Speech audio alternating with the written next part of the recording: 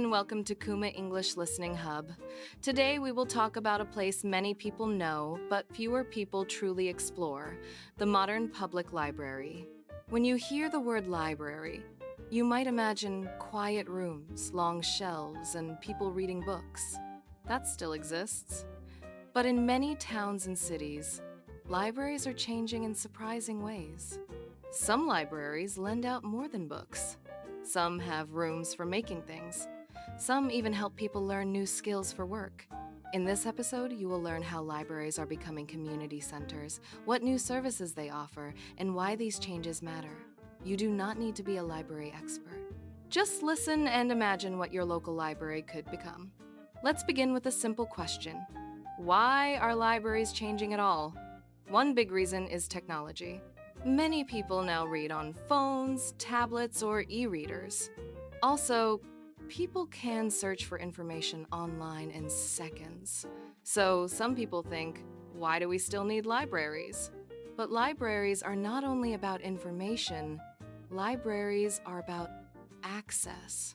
Not everyone can buy many books, pay for online courses, or purchase expensive tools. Libraries try to give everyone a fair chance to learn and grow. Another reason is community. In many places, people feel more isolated than before. They work from home, they move to new cities, and they spend more time online. Libraries can offer safe public spaces where people can meet, learn, and feel connected. Now let's talk about one of the most interesting new ideas, the makerspace. A makerspace is a place inside a library where people can create things. It can be small, like one table with basic tools, or large, like a full workshop. What can you do there? In some libraries, you can use a 3D printer. That is a machine that makes small objects from plastic. You can print a keychain, a simple toy, or parts for a school project. In other libraries, you can use sewing machines. People come to learn how to repair clothes, make bags, or create costumes. Some makerspaces have computers with design software. You can learn to edit photos, make posters, or design a logo. The best part is that staff often teach beginners. So even if you are nervous, you can start with a simple lesson. Makerspaces change the feeling of a library. It is still a place for learning, but learning becomes more active. You are not only reading ideas, you are building ideas. Next, let's look at another surprising service: borrowing things that are not books. Some libraries lend tools. For example, you might borrow a drill to fix something at home, or you might borrow gardening tools if you want to grow vegetables but do not want to buy expensive equipment. Other libraries lend kitchen items, like cake pans in special shapes. Imagine you want to bake a cake for a birthday, shaped like a star or a number. You probably do not need that pan every week. Borrowing makes more sense. Some libraries lend musical instruments. A child can try a violin for a few weeks before the family decides to buy one. This lowers the risk and opens new opportunities. A few libraries even lend sports equipment, like badminton sets or balls, so families can be active without spending extra money. Why does this matter? Because it reduces waste and saves money. It also helps people try new hobbies. Sometimes people do not start a hobby because they think it is too expensive. Libraries can remove that barrier. Let's move to learning support and education. Many libraries offer free language classes, conversation clubs, or reading groups. For English learners, a conversation club can be very helpful. You can practice speaking in a friendly environment. You can learn everyday expressions, and you can meet people from different backgrounds. Libraries also support students. They offer quiet study areas, free Wi-Fi, and computers. Some libraries even lend laptops or Wi-Fi hotspots, which are small devices that create internet access. This is important because not everyone has a strong internet connection at home. If someone cannot do homework online, that person can fall behind. Libraries try to close this gap. Libraries also help people with jobs and careers.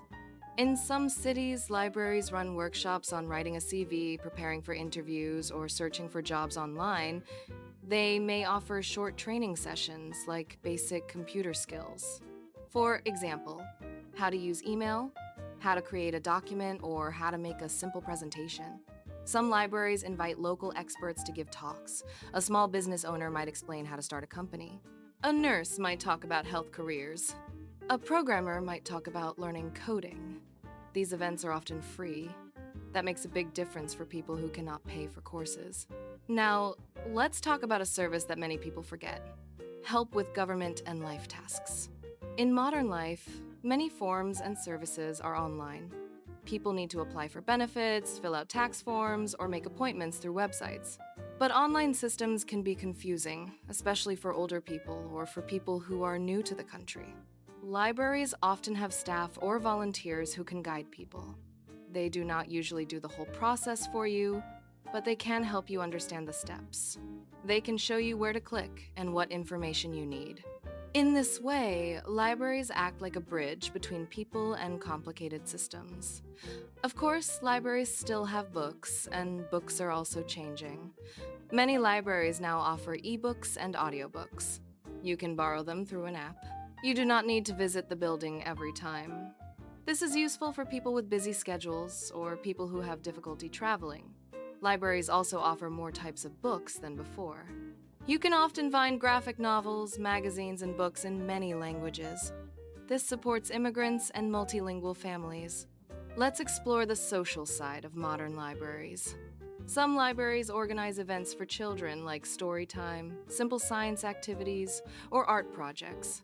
For teenagers, libraries may offer study groups, board game afternoons, or creative writing clubs. For adults, there may be book clubs, local history talks, film nights, or craft lessons. These events make libraries feel alive. They also help people feel less lonely. If you are new in a city, joining a library event can be an easy way to meet others. You might wonder, are libraries becoming noisy? That is a fair question. Many people love the quiet of a library. To solve this, many libraries create different zones. They may have silent rooms for studying, quiet areas for reading, and separate rooms for group activities or makerspaces. So the library can be both calm and active, depending on where you are. Now, let's think about challenges. Libraries often have limited budgets. They need money for staff, buildings, heating, new books, and technology.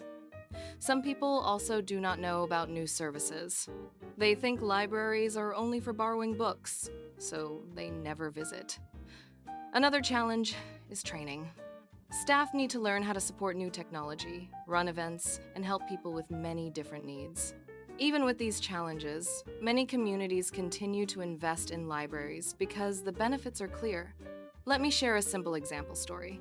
Imagine a person named Maria. She moved to a new country and wants to improve her English. She also wants a better job, but she does not have much money. She visits the local library. First, she joins a conversation club and practices speaking once a week. Then she uses the library computers to create a CV. A librarian shows her how to format it. Later, she attends a free workshop on interview skills. On weekends, she brings her child to story time, where the child listens to stories and meets other kids. Maria borrows audiobooks to practice listening during her commute. Over time, her confidence grows. She makes friends, improves her English, and finds a job. This story may sound simple, but it shows how a library can support real-life goals. So, what can you do after listening to this episode? You can visit your local library website and look at the list of services. You might be surprised. You can ask if they have language clubs, workshops, or makerspaces. You can also think about what your community needs. Do people need help with digital skills? Do young people need safe places to study? Do families need free activities? Libraries often listen to community suggestions. When people use libraries and talk about them, it becomes easier to protect and improve these services. Before we finish, let's review the main ideas. Modern libraries are changing because communities are changing. Libraries now offer makerspaces, tool lending, digital resources, learning support, and community events. They help people save money, build skills, and feel connected. And they are still one of the few public places where you can stay for free, learn something new, and feel welcome. Thank you for listening to Kuma English Listening Hub.